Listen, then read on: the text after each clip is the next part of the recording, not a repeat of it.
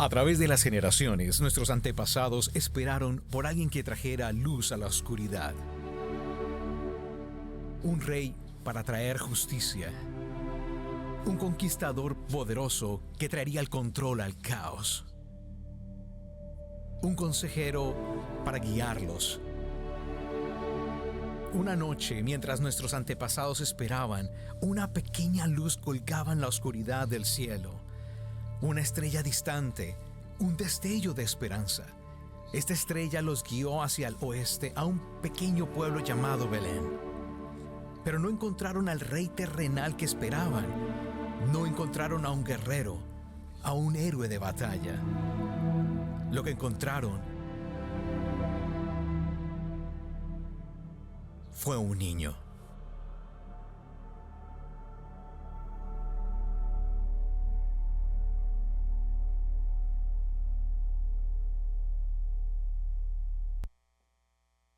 Gloria a Dios, gloria a Dios.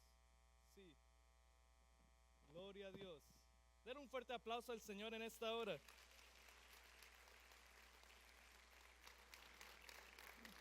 Gloria al Señor. Wow, qué tiempo tan hermoso de estar en su presencia, adorando al único que es digno, al único que es merecedor de la alabanza, de la adoración el día de hoy.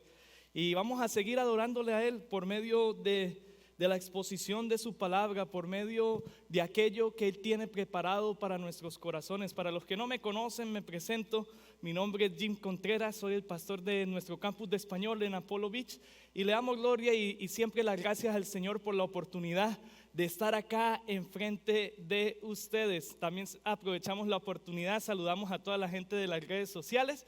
Aprovecho también para decirles que continúen orando, porque yo sé que están orando, pero por favor continúen orando por mi esposa y mi persona. Como bien saben, ya estamos a 37 semanas, así que sí, gloria a Dios.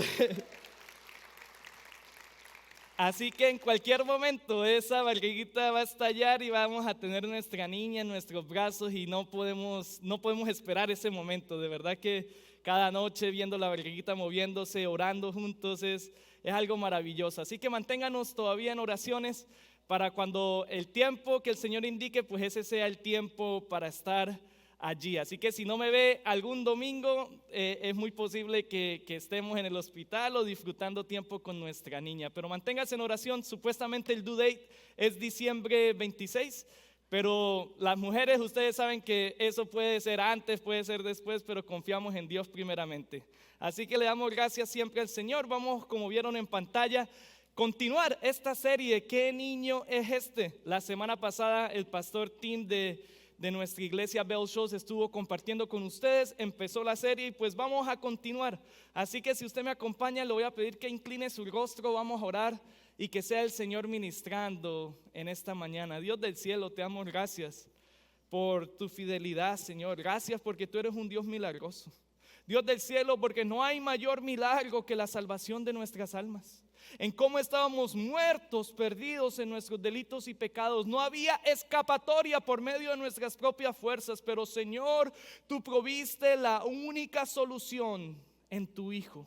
Padre, y el día de hoy te exaltamos y glorificamos tu nombre, porque en tu amor, tu misericordia y en tu gracia nos ha nacido ese niño que creció y vivió la vida perfecta que ninguno de nosotros podía vivir, para que así, poniendo nuestra fe y confianza en Él, Señor, podamos tener una esperanza viva y podamos tener vida y vida en abundancia. Gracias te damos y tú eres el único que merece la adoración y la exaltación el día de hoy.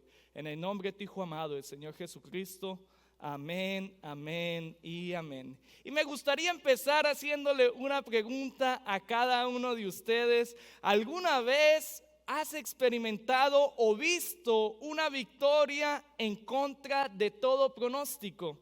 Es decir, una ocasión donde quizás la ciencia, donde quizás la lógica o la mayoría de la gente haya dado la razón o el visto bueno a una cosa, pero termina siendo la otra.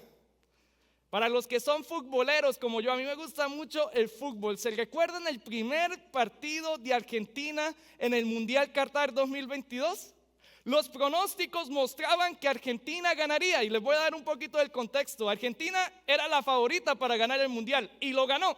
El Mundial del 2022 tenían a Messi, por supuesto, venían de ganar la Copa América. Su rival era fácil, por así decirlo, Arabia Saudita. Meses antes, Venezuela y Colombia le habían ganado a Arabia Saudita. También Arabia Saudita había empatado con Estados Unidos, Panamá, Ecuador y Honduras. Y para decir más, Argentina venía de 36 partidos invictos, 36 partidos sin perder. Estaban a punto de igualar un récord mundial. O sea que de todas las maneras que usted lo ve, la favorita y los pronósticos era de que Argentina iba a ganar ese partido. La mayoría de gente, su pastor, todos apuntábamos para que Argentina goleara a Arabia Saudita. O sea que en otras palabras, no había esperanza para las personas de Arabia Saudita, no, para nada. Sin embargo, no fue de esta manera, mis hermanos. ¿Usted sabe quién terminó ganando ese partido? Pregúnteselo a un argentino. No sé si hay argentinos acá, pero definitivamente no lo ganó Argentina. Arabia Saudita le ganó y terminó perdiendo su invicto. ¡Wow! Y quiero que sepa que la vida del cristiano está llena de muchas ocasiones similares a estas. Situaciones donde los doctores dicen que no hay nada que se pueda hacer. Situaciones donde quizás la enfermedad no tiene cura, o así se dice. Situaciones en que quizás económicamente no veamos la salida. Situaciones en que las personas dicen, ya ese caso o esa persona está perdida, olvídate de eso. Situaciones donde no vemos esperanza, ni mucho menos una luz al final del túnel. Situaciones en donde los pronósticos y la mayoría no ven esperanza. Sin embargo, mis hermanos, creo que tú y yo lo sabemos. Si estamos aquí el día de hoy, sabemos y conocemos que le servimos a un Dios que es el que tiene siempre la última palabra. Que no importa lo que la mayoría diga, no importa lo que la ciencia o la lógica diga, el único que tiene la última palabra es el Dios que hizo los cielos y la tierra, al cual tú y yo le servimos. El ser humano puede decir que es imposible, pero para Dios no hay nada imposible. Él hace lo imposible posible. Y si hay algo que quiero que guardes en tu corazón el día de hoy, y es que tu esperanza siempre debe estar en Jesús. Que tu esperanza debe estar siempre en Jesús, aquel que es milagroso, como lo cantábamos el día de hoy. Y es que cuando nuestra esperanza está en Él, cuando nuestra esperanza está en Jesús, entonces vemos cómo las cosas se invierten en contra de todo pronóstico humano, y así la voluntad y la soberanía de Dios lo quiere y lo permite. En noviembre, muchos se acuerdan, tuvimos testimonios en ese día de acción de gracias que celebramos juntos. Tuvimos a Rafi que en contra de todo pronóstico, Dios apuntó a la vida. Pudimos hablar también que el video que se hizo de Evelyn, muy hermoso, con ese cáncer stage 4, y ya hoy en día ella se siente mucho mejor. Así que vemos, gloria a Dios, déselo fuerte ese aplauso al Señor. Para los que no lo conocen, mi hermano, él está en Venezuela, él es doctor. Se graduó ya hace un poquito más de un año, si no me equivoco, sí. Y él me ha comentado cómo él mismo como doctor ha visto milagros. Donde los exámenes muestran una cosa, donde los pronósticos muestran que no hay manera que esa persona esté sana. Semanas después, un milagro aparece. La Biblia, incluso cuando tú y yo vemos la Biblia, está llena de escenarios como este. Escenarios donde quizás no había salida, donde no había esperanza. Escenarios donde los pronósticos o el ser humano indicaban una cosa, pero Dios, que es mucho más grande que el ser humano, indicaba la otra. Vemos personajes y hablamos de Abraham, aquel personaje que dejó su casa, su parentela, y fue a la tierra donde Dios le mostró, y que incluso cuando ni él ni Sara creyeron, tuvieron un hijo a larga edad. Podemos hablar de José, aquel que fue vendido por sus hermanos, aquel que estuvo en esa cisterna, que quizás muchas personas y lo querían matar sus hermanos, pero lo dejaron ahí para que muriera, pero no fue así, sino terminó siendo la mano derecha del faraón allá en Egipto. Podemos hablar también, meditar de Moisés, aquel que se negó, aquel que puso muchas excusas para hacer lo que tenía que hacer, pero al final lo terminó haciendo, y vemos cómo Dios hizo lo imposible. 10 plagas, abrió el mar Rojo y el pueblo pudo pasar por allí. Vemos cómo Dios hizo lo imposible con el pueblo. Su calzado no se terminaba, tenían el maná que caía, tenían esa columna de fuego en la noche, la nube durante el día. Hablamos también de David, aquel jovencito que enfrentó a ese gigante, el mismo rey Saúl y todo el mundo. Tú no puedes hacerlo. Pero bien sabemos que David terminó venciendo a ese gigante, aquel Lázaro que estaba sepultado ya. Y las mujeres le preguntan a Dios: Señor Jesús, si hubieras estado antes, Lázaro no hubiera muerto. Y ahí Jesús le dice: yo soy la resurrección y la vida. Yo soy la resurrección y la vida. Es lo que le dice Jesús, y le dice: Lázaro, sal. Y en contra de todo pronóstico, en contra de toda lógica, ese hombre que estaba sepultado por días salió de esa tumba. Y así podemos ver cómo, y mencionar muchos más ejemplos en la Biblia de cómo, cuando las cosas indicaban una cosa, Dios tiene la última palabra. Pero creo que no alcanzaría el tiempo para mencionar cada una de ellas que están en la Biblia. Por eso el día de hoy me gustaría hablar de 2 escenarios específicos, 2 escenarios donde los pronósticos parecían imposibles de vencer, donde la situación se veía sin esperanza, pero escenarios donde Dios muestra su gran poder sobre todas las cosas y da esperanza donde no la había. El primero de ellos se encuentra en Jueces capítulo 7, así que por favor acompáñenme. Voy a estar leyendo de la traducción Biblia de las Américas, Jueces capítulo 7. Y vamos a leer los versículos del 1 al 3. Entonces se levantó temprano Jerobaal, es decir, Gedeón, y todo el pueblo que estaba con él, y acamparon junto a la fuente de Jarot. Y el campamento de Madián estaba al norte de ellos, cerca de la colina de Moré en el valle. Y el Señor dijo a Gedeón: el pueblo que está contigo es demasiado numeroso para que yo entregue a Madián en sus manos. No sea que Israel se vuelva orgulloso diciendo: mi propia fuerza me ha librado. Versículo 3: ahora pues proclama a oídos del pueblo diciendo: cualquiera que tenga miedo y tiemble, que regrese y parta del monte de Galaad. Y 22,000 personas regresaron. Miren, tantos miedosos, pero quedaron 10,000. Qué interesante esta historia.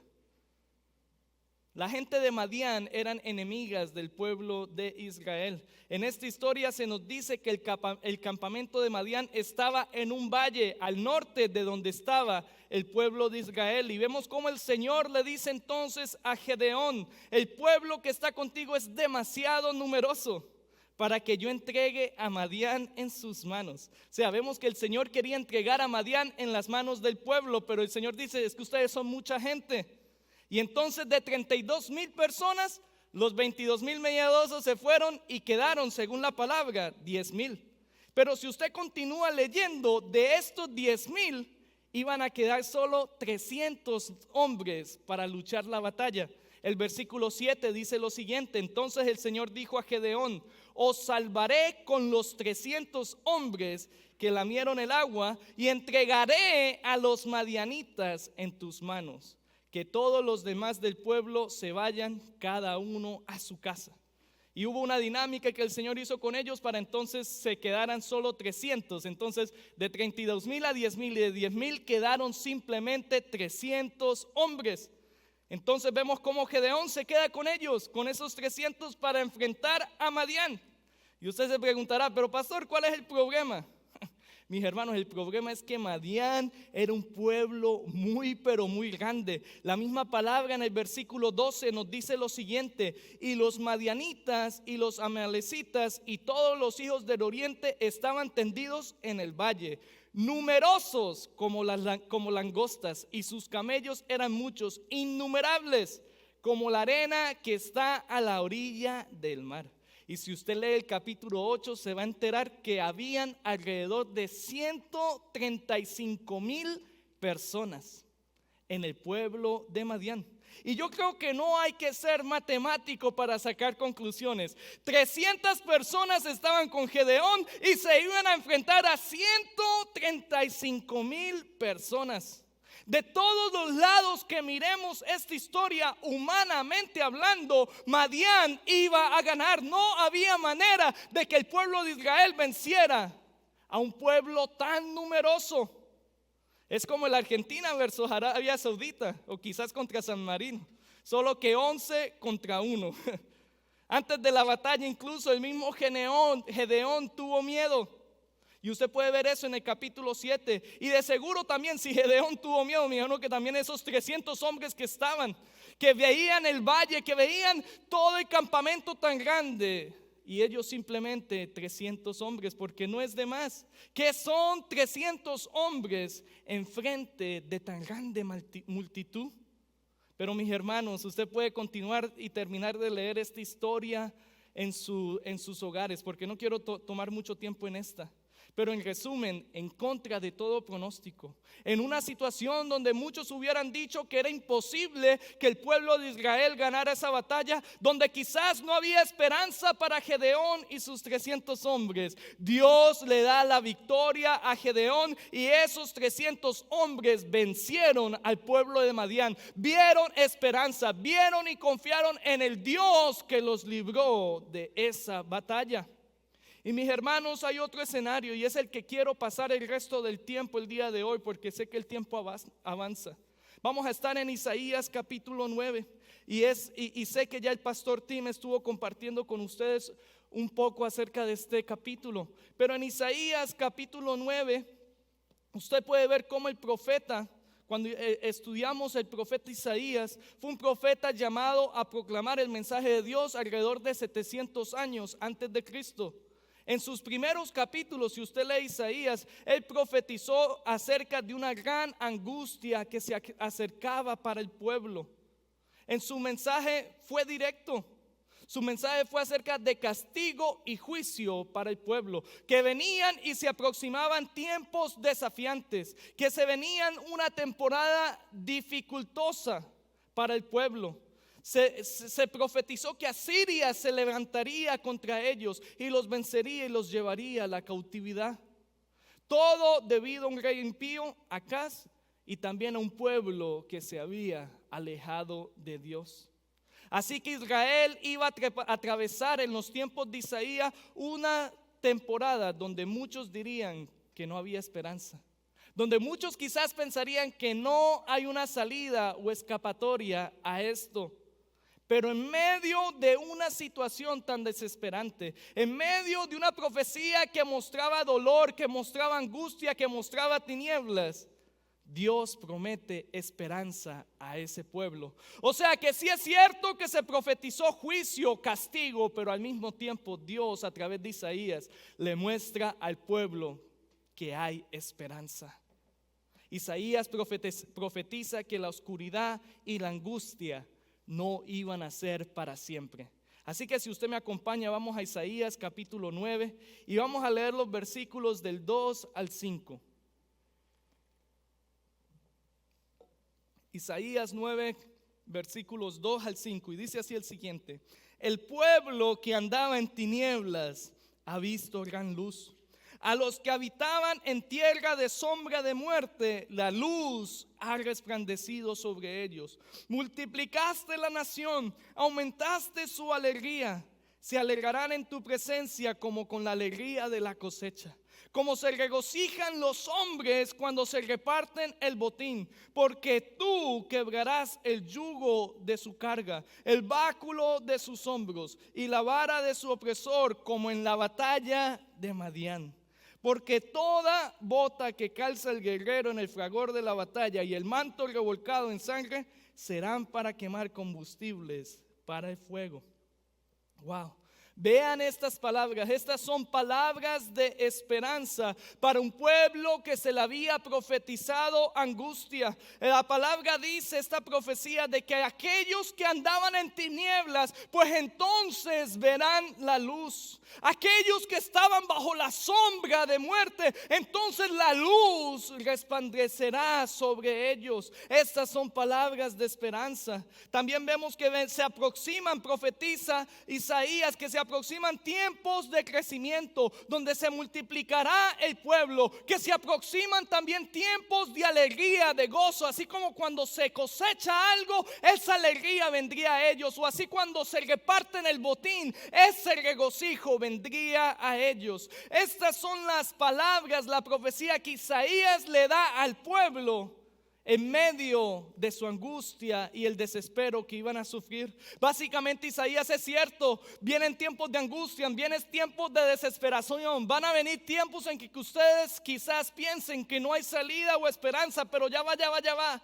no se me vayan tan lejos, porque mis hermanos, vienen el alivio, es lo que le dice eso, viene la ayuda. La batalla va a terminar así como fue en la batalla de Madián. Esta es la profecía de Isaías a su pueblo, de que sí es cierto, viene tiempo de angustia, vienen tiempos difíciles, pero mis hermanos, les dice Isaías en pocas palabras, hay luz, esperanza al final de esto. En pocas palabras, el Señor le dice a su pueblo por medio de Isaías que hay esperanza, hay luz al final del túnel, viene la calma después de la tormenta. Pero entonces la pregunta que nos hacemos, ¿cómo exactamente va a llegar esa esperanza a un pueblo que iba a pasar semejante angustia? ¿Cómo el Señor iba a traer luz? ¿Cómo el Señor iba a libertar a su pueblo en medio de esa situación desesperante? Muchos de nosotros, y creo que la mayoría, pensaríamos que sería entonces por medio de un ejército de millares que los librarían, de que el Señor levantara una armada para que los sacara del cautiverio y los llevara a su tierra de nuevo. Otros quizás imaginarían un fenómeno natural o un millar de ángeles sacando al pueblo.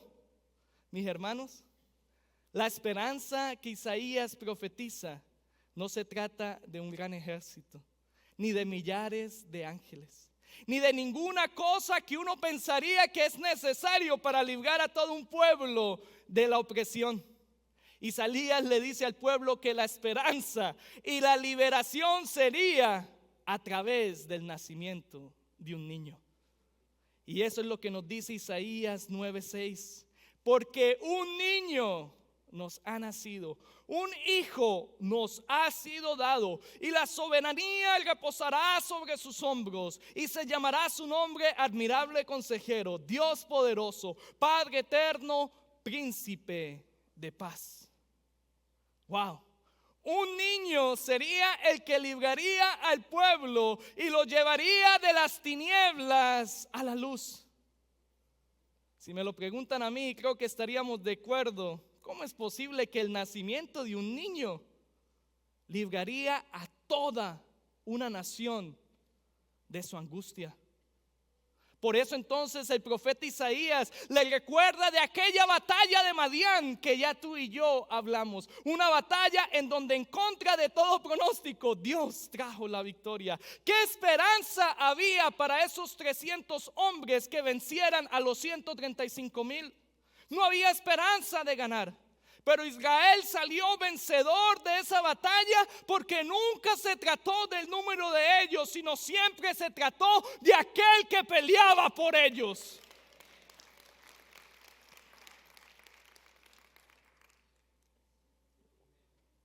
Pero aquí en los tiempos de Isaías es un tiempo diferente.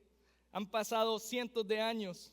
Un niño sería el último lugar donde un pueblo encontraría esperanza en medio de la opresión que iban a enfrentar en manos de otras naciones. Y entonces es aquí donde tú y yo nos debemos de hacer la pregunta que tenemos en el background. ¿Qué niño es este? ¿Qué niño es este que traería esperanza a un pueblo que no la tiene? ¿Qué niño es este que libraría a toda una nación de sus opresores? ¿Qué niño es este que ante todo pronóstico haría lo imposible posible?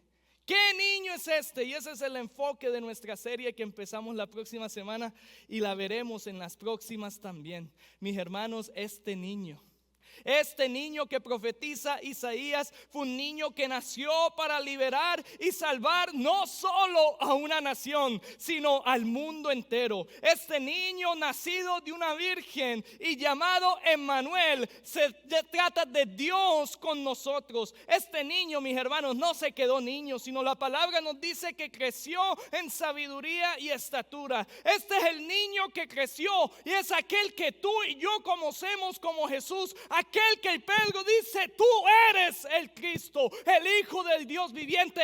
Ese es Jesús, la esperanza que venía para el pueblo. El Jesús que vivió y habitó entre los hombres, vivió la vida que tú y yo no podíamos vivir. Él vino para liberar a toda la raza humana de la cautividad y la opresión más grande de todos los problemas que tenemos, la opresión y la cautividad del pecado. Ese pecado que nos separa a ti y a mí de un Dios santo y soberano. ¿Y sabes cómo lo hizo? Muriendo en la cruz, tomando la paga del pecado y resucitando al tercer día, mostrando así su gran poder. Ese es el niño que nos ha nacido. Este es el Jesús el cual tú y yo venimos a adorar y glorificar el día de hoy, porque solo Él es digno. Y este es el niño el cual Isaías profetizó a un pueblo que no tenía esperanza. Ese Jesús vino, trajo esperanza. Y tú y yo podemos disfrutar de esa esperanza hoy. Y por eso te lo vuelvo a repetir, mi hermano, y tú que me escuchas, amigo, el día de hoy, que tu esperanza debe estar siempre en Jesús. Tu esperanza debe de estar siempre en Jesús. Pero ¿qué niño es este el cual creció? ¿Y por qué entonces debo de poner mi esperanza en aquel Jesús, en aquel que fue profetizado? Lo primero que vemos, y es que el mismo Isaías 9:6 nos responde la pregunta, ¿por qué debemos de poner nuestra esperanza en Él? La semana pasada hablamos porque Él es un admirable consejero. Y me gustaría hablar de 3 cosas el día de hoy de por qué debemos de poner nuestra esperanza en aquel Jesús. Y lo primero es que puedes tener esperanza en Jesús porque Él fue humano. Isaías 9:6, note lo que dice la primera frase, porque un niño nos ha nacido, un hijo nos ha dado y la soberanía reposará sobre sus hombros. Voy a tratar de hablar de cada una de estas frases, pero la primera, porque un niño nos ha nacido. El texto es claro, Jesús se hizo carne y habitó entre nosotros. Y esto es algo que teológicamente se conoce ya sea como la humanidad de Jesús o la encarnación de Jesús. Jesús es humano al estar en el vientre de María. Jesús no es simplemente una idea, un concepto o una filosofía, sino fue una persona real que vivió físicamente en nuestro mundo. Su vida es real y está narrada a través de los evangelios en la palabra. Lucas 2:11 nos dice, porque os ha nacido hoy en la ciudad de David un Salvador, que es Cristo el Señor. Jesús era humano, vino como un bebé, como cualquier otra persona, creció en el vientre de María. Sus padres los instruyeron en las cosas básicas de la vida. Se vistió como tú y yo nos vestimos y creció en sabiduría y en estatura según la palabra. Él sufrió, él tuvo hambre, tuvo sueño, tuvo cansancio, incluso también lloró como tú y yo lo hacemos a diario. Y la gloria sea a Dios, que Jesús se hizo semejantes a los hombres. Gloria a Dios que ese niño, que un niño nos ha nacido. Porque mis hermanos, esto era algo necesario para la humanidad. De que Jesús fuera humano tenía un propósito para nosotros. En su humanidad, y permítame explicar un poco más de esto, en su humanidad Jesús pudo ser el representante de la raza humana y obedeció por ti y por mí donde Adán había pecado. Allá en el jardín del Edén, Adán era el representante de toda la raza humana. ¿Y qué pasó con Adán? Adán desobedeció. De la raza humana, pero mis hermanos, si usted lee Romanos 5, se puede ver que donde un hombre desobedeció y los muchos fueron muertos, la palabra nos dice que donde Cristo obedeció, entonces los muchos tendrán vida. Porque Jesús fue humano, fue ese representante por ti y por mí. En su humanidad también Jesús entonces puede simpatizar o empatizar con nosotros. Como sumo sacerdote, tenemos un sumo sacerdote que sabe y conoce lo que es ser humano. No tenemos a alguien que no tenga la idea de lo que significa esto, sino Él mismo sufrió, Él mismo llevó el peso de nuestras dolencias, Él mismo cargó aquella cruz por ti y por mí. Y en su humanidad entonces también Jesús pudo ser el sacrificio perfecto, sustituto por ti y por mí. La palabra nos indica de que la paga del pecado es la muerte, de que todos hemos pecado y hemos sido destituidos de la gloria de Dios. Entonces la humanidad tiene que pagar con muerte a Dios. Y entonces era necesario que ese sacrificio fuera de un humano. Hace semanas atrás hablamos de Abraham, cuando el Señor proveyó aquel cordero, y eso apuntaba al momento en que Jesús iba a venir, y entonces Él es el Cordero de Dios, dijo Juan de Bautista, que quita el pecado del mundo, y ese Cordero de Dios tenía que ser humano como tú y yo, y tomó el pago del pecado. También en su humanidad era importante que Jesús fuera humano, porque así Él puede ser mediador entre Dios Padre y los hombres.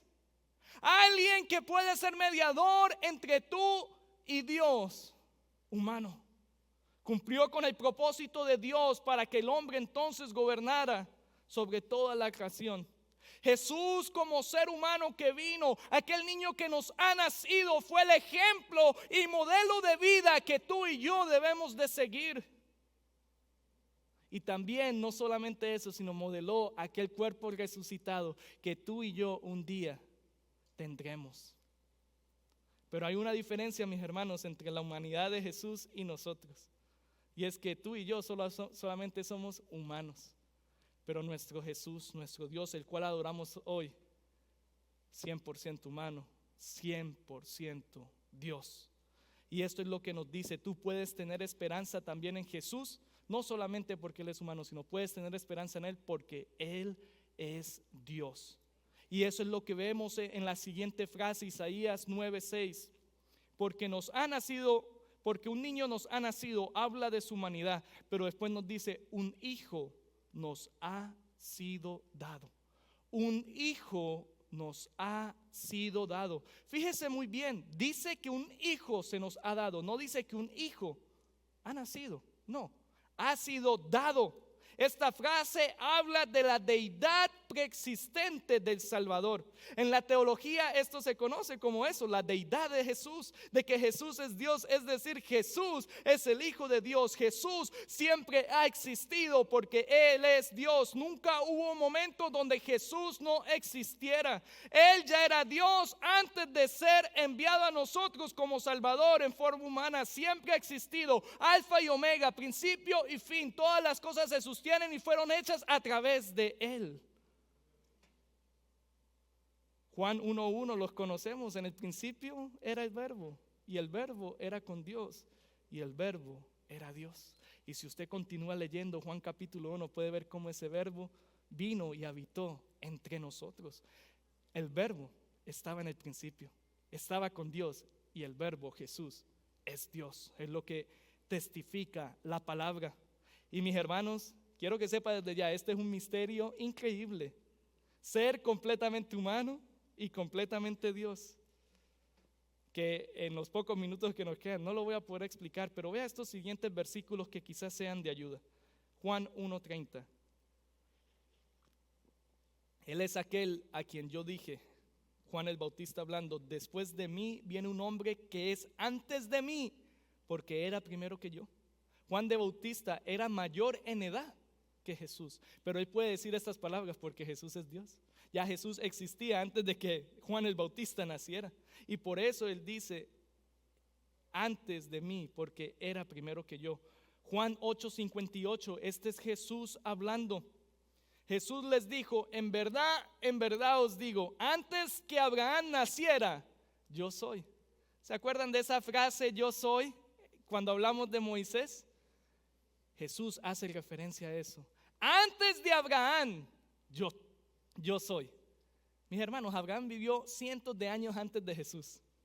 Pero Jesús puede decir, antes de Abraham, yo soy, porque Jesús siempre ha existido. Nunca ha habido un momento en el que Él nunca existió. El mismo Pablo le escribe a los filipenses que Jesús, aunque existía en la forma de Dios, no consideró al ser igual de Dios como algo de que aferrarse, si nos dice la palabra, sino que se despojó a sí mismo, tomando forma de siervo y haciéndose semejante a los hombres. Es un gran misterio, pero es necesario entender esta verdad de cómo Jesús es Dios. Porque Jesús es Dios, entonces nuestra salvación es segura. Porque entonces, ¿cómo podemos ser salvos si Jesús no es Dios? Solo alguien que es infinitamente Dios podría entonces cargar con el castigo por todos los pecados de la raza humana. Solo alguien que es completamente Dios podría ser entonces el mediador entre los seres humanos y Dios Padre. Esto es algo tan simple, mis hermanos, pero profundo y de mucha importancia. Es difícil para nuestros cerebros finitos comprender completamente este misterio tan maravilloso. Pero mis hermanos, hay que entender esto: Jesús es Dios en la carne, Emmanuel, que vino y habitó entre nosotros con el propósito y la misión de reconciliar al ser humano con Dios. 100% hombre, 100% Dios. Esta era la única manera que la humanidad pudiera tener entonces esperanza en medio de las circunstancias en que estamos. En medio donde tenemos un pecado que nos ha separado, en medio de la devastación y la separación que trajo el pecado a este mundo, donde muchos lo conocen teológicamente hablando como una depravidad total, la que tiene el ser humano. No hay manera de que tú y yo pudiéramos salir de esa condición, a menos que la única solución fue Cristo, 100% Dios, 100% hombre, viniera y habitar y viviera la vida que tú y yo no pudiéramos. Y mis hermanos, voy a hablar de eso en un poquito más adelante. Y lo tercero que quiero hablar es que tú y yo podemos tener esperanza en Jesús porque Él tiene toda la autoridad. Jesús tiene toda la autoridad en sus manos. Y eso es lo que nos dice la tercera frase del día de hoy, Isaías 9:6. Porque un niño nos ha nacido, su humanidad. Un hijo nos ha sido dado, su deidad. Y después se nos dice, y la soberanía reposará sobre sus hombros. La soberanía reposará en sus hombros. En otras palabras, está diciendo que ese niño, ese Jesús, tiene autoridad y total y absoluta de todo. Y a lo largo de los evangelios, tú y yo podemos ver esa autoridad de Jesús. Los discípulos en aquella barca, cuando vino la tormenta, tuvieron miedo, levantaron al Señor y el Señor calme. Y se calmó entonces aquella tormenta. ¿Quién es ese hombre que aún los cielos y los vientos le obedecen? Ese hombre es el Cristo. Ese es el hombre que tiene toda autoridad. Y así podemos ver los evangelios, todos los milagros que Jesús hizo: convertir el agua en vino, sanar a ciegos, sordos, mudos, decirle al paralítico que se levante y camine, expulsar demonios, resucitar de la muerte. Jesús podía hacer esas cosas porque Él tiene todo dominio, toda autoridad. Y tú y yo podemos poner nuestra confianza en Él porque Él es poderoso. Tantos ejemplos que podríamos mencionar de su autoridad. Y mis hermanos, ya voy terminando con esto. Sé que hemos hablado de muchas cosas el día de hoy. Empezamos hablando de aquella batalla de Israel contra Madián. 300 hombres contra 135,000 hombres. Una batalla donde todos dirían que no había esperanza para esos 300 hombres. Pero en contra de todo tipo de pronóstico humano, en medio de esa situación devastadora y tétrica, había solo una salida para lograr la victoria. Y esa salida era a través de Dios, aquel que hizo el milagro y ellos pudieran ganar y salir victoriosos de esa batalla. También hablamos del profeta Isaías, quien profetizó en tiempos de opresión para el pueblo. Les profetizó que iban a atravesar un castigo, que se venían tiempos de oscuridad. Pero en medio de esto, Isaías habla de un niño que traería entonces la esperanza de que esa oscuridad, de que esas tinieblas no iba a ser para siempre, sino que la luz brillaría en ellos y que se aproximaba también gozo y alegría. Y sabes algo, tú que me escuchas el día de hoy, a pesar de que pensemos que físicamente las cosas estén bien, que físicamente todo, no hay algo mal en mí, quiero que sepas que el relato bíblico nos dice que espiritualmente no estamos bien. Espiritualmente no estás bien. Tú y yo, al igual que el pueblo judío en la batalla de Madián, tú y yo, al igual que el pueblo judío en los tiempos de Isaías, teníamos un problema muy grande, teníamos una gran necesidad. Estamos en un puesto donde no hay esperanza, y permítame le explico. Espiritualmente hablando, estamos sin esperanza y no hay nada que podamos hacer. Salir de nuestra situación, como lo habla la palabra, como somos muertos en nuestros delitos y pecados, como hemos sido separados. Esa situación que el pecado ha traído a nuestras vidas por nuestra propia cuenta, es totalmente imposible salir de ella. No hay nada que tú y yo podamos hacer para salvarnos a nosotros mismos. No hay nada que tú y yo podamos hacer para merecer estar en el cielo.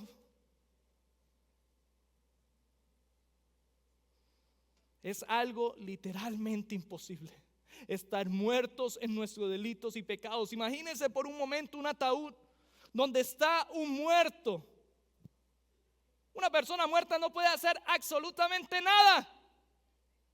Y a ese ataúd usted le pone cadenas con 1,000,000 de candados. Y pones ese ataúd entonces en una cárcel, en una prisión. Y entonces cierras la reja de la prisión y pones más cadenas. ¿Cómo puede esa persona salir de allí?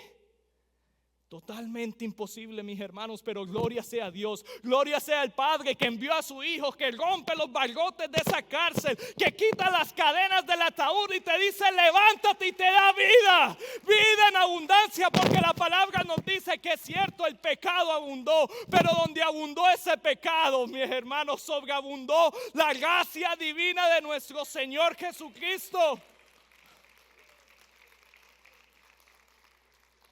Gloria sea a Dios que proveyó esa solución. Y te voy a pedir que te pongas de pie en esta hora.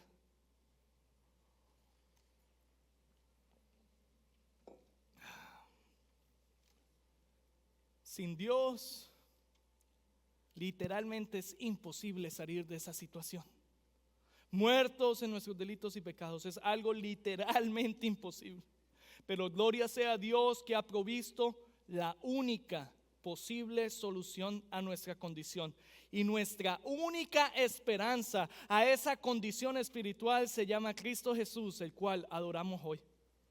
No había literalmente otra forma, no había otra escapatoria, no había otra salida, sino la única salida, la única escapatoria, la única solución, el único camino, la única verdad y la única vida se llama Jesús. Ese niño que nació, ese niño que creció y vivió. Y mis hermanos, como te lo dije al principio, tú que me escuchas, mi oración es que tu esperanza debe estar siempre en Jesús. Que tu esperanza siempre esté arraigada en Él. ¿Qué niño es este? Es aquel Jesús que creció que creció, vivió y murió y resucitó. Es aquel al cual tú puedes poner toda tu confianza debido a su humanidad, deidad y autoridad. No le pondrás tu esperanza a algo o a alguien que no puede hacer nada, mis hermanos. Poner nuestra esperanza en Jesús es lo mejor.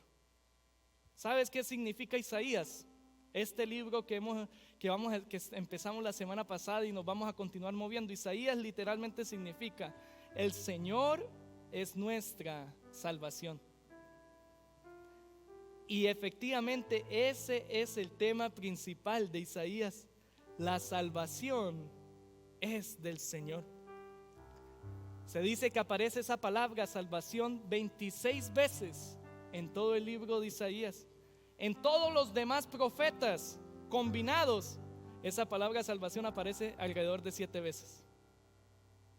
Y mi pregunta para ti el día de hoy: ¿reconoces que espiritualmente hablando tienes una situación donde los pronósticos, donde tú mismo es imposible que salgas de ellas?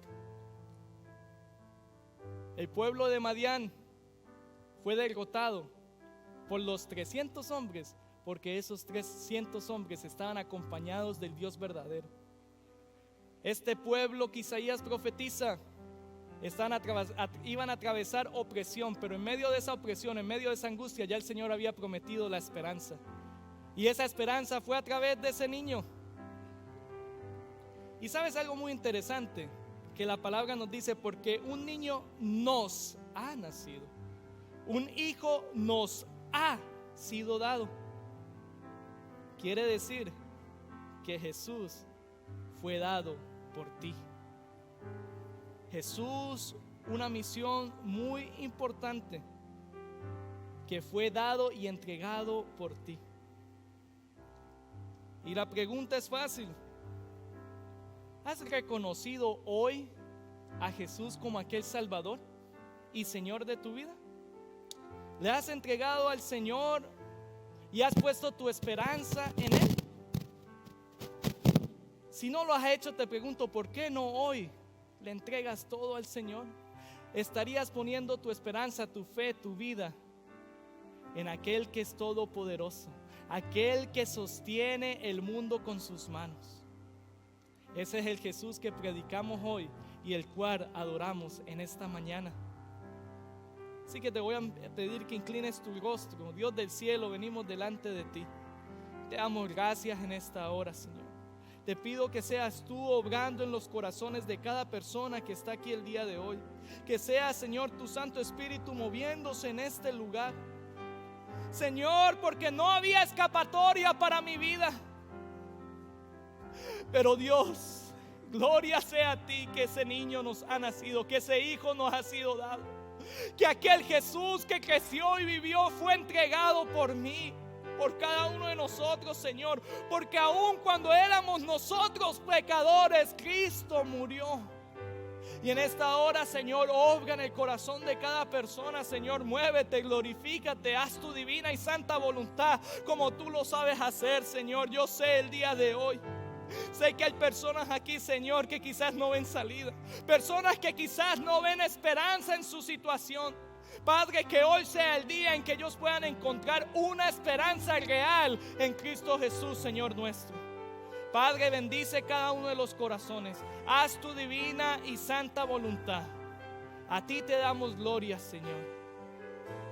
En nombre de Jesús, amén y amén. Y antes de cantar, si usted aún no le ha dado su esperanza, su confianza en Jesús, la palabra es clara. Dice que si confesares con tu boca de que Jesús es el Señor y de que Él resucitó de entre los muertos, entonces serás salvo. ¿Crees en Jesús? ¿Crees que Él fue el Hijo de Dios que murió por ti hoy? ¿Por qué no inclinas tu rostro hoy y repites esto después de mí? Quiero que sepas que esto no te salva. El que te salva es Jesús. El que te salva es Dios. Repite después de mí: Dios, vengo delante de ti. Hoy escuché de mi condición, cómo he pecado contra ti, y hoy te pido perdón, Señor. Límpiame de mi maldad. Hoy reconozco que te necesito. Padre, reconozco que Jesús es el Señor, que quita el pecado del mundo. Sé que murió en esa cruz, pero resucitó al tercer día. Y hoy mi esperanza la pongo en Él, solo en Él. Perdona mis pecados y escribe mi nombre en el libro de la vida. En el nombre de tu Hijo amado, el Señor Jesucristo. Amén y amén. Si usted hizo, dar un fuerte aplauso al Señor.